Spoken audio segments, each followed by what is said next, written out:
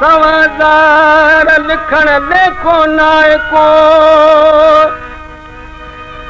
वाह मन वधी वण कया दुखन कजाडार दुआ करो दोस्त अचे हमल चे हेकार त साजन ता सवार कर सदके साउस सी करया ओ कजे पेश पवन कैसा सूरत चले कजे पेश पवन कैसा सूरत चले हले वस लगो वेचारन जो हले वस न जिते वेचारन जो कजे पेश पवन ओ कैसा सूरत चले है कजे पेश पवन ओ कैसा सूरत चले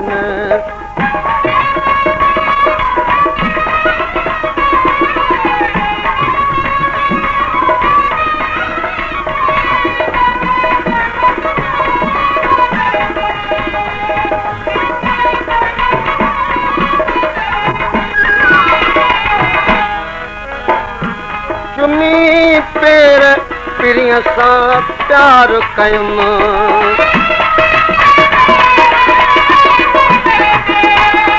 ॿई बाहूं विचीअ जो हार कयुम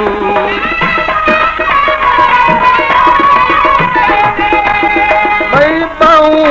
विचीअ जो हार कयुम सभु दाद न थियो दिन वारनि जो सभु दाद न थियो दिन वारनि जो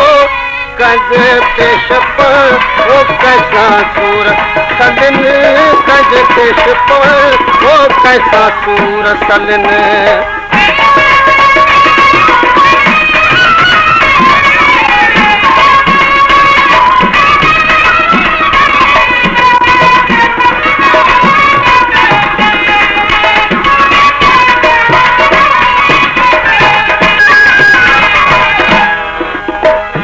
जिन सां प्यार कयूं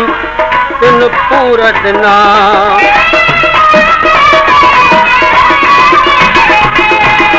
ॾाढा पट ना सूर ॾिना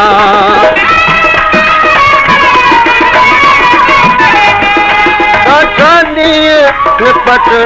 ना सूर ॾिना छो बेच न को वेचारनि जो छो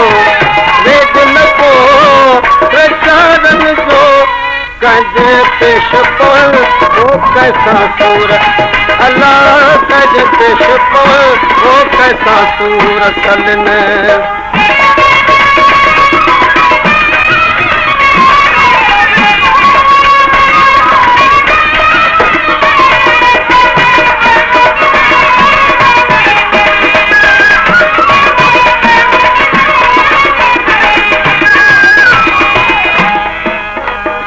अची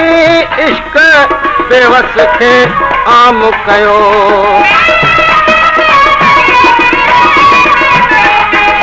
ॾाढा पेच पिया जॾहिं दाम पियो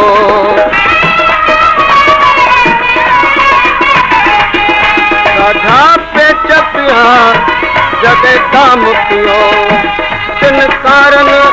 कुझड़नि वारनि जो तिन कारन कुंझड़न ओ बारन जो कजे पेश पवन कैसा सूर अल्लाह कजे पेश पवन कैसा सूर सले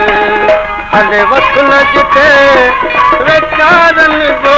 हले वस न जिते वेचारन जो कजे पेश पवन कैसा सूर